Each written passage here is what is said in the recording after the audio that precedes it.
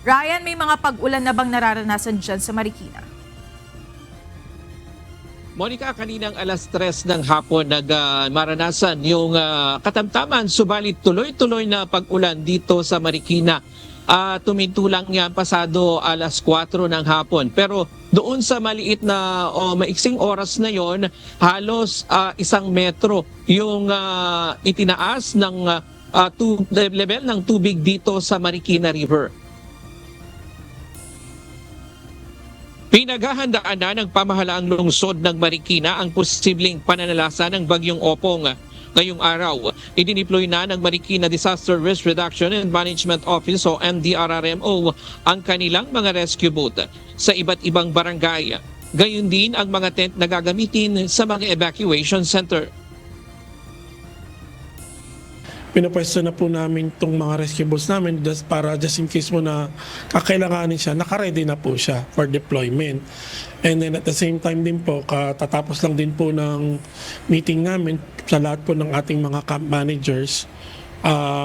May protocol naman po kami. Pagdating po ng water level na 13, mag-skeletal na po sila sa ating mga evacuation camps. Kumbaga, nire-ready na rin po namin.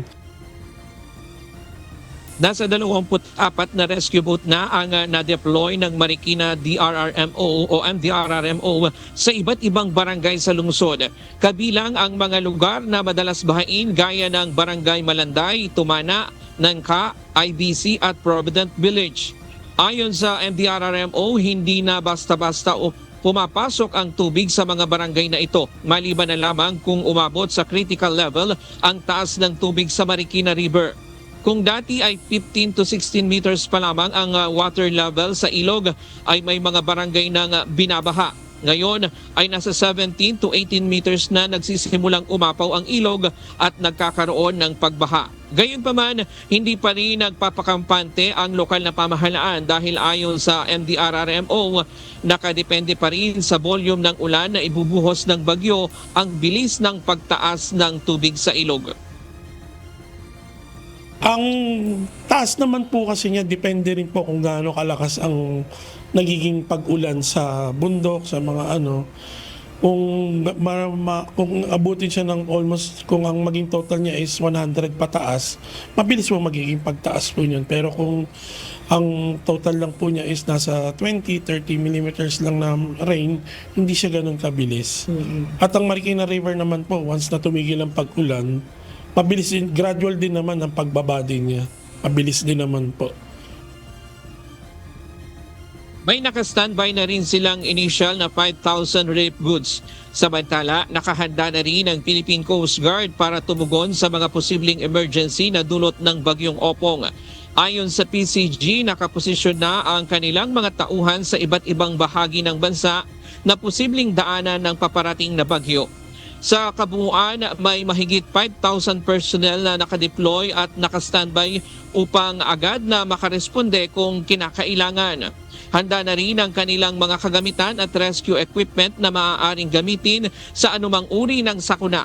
Bukod dito, nakipag-ugnayan na rin ang PCG sa mga barangay, lokal na pamahalaan at mga tanggapan ng Disaster Risk Reduction and Management Office upang mas mapabilis ang pagbibigay ng tulong sa oras ng pangangailangan. Po sa direktiba po ng ating komandante na si Admiral Gavan, naka-heightened alert po ang lahat po ng ating Coast Guard districts and naka-activate na rin po ang ating deployable response group composed of rescue swimmers, medical personnel, and even po yung ating mga floating air assets and mga radio equipments po ay strategically positioned na po sa dadaanan po ng bagyo. Sa ngayon, Monica, nasa 14.3 meters na ang level ng tubig dito sa Marikina River.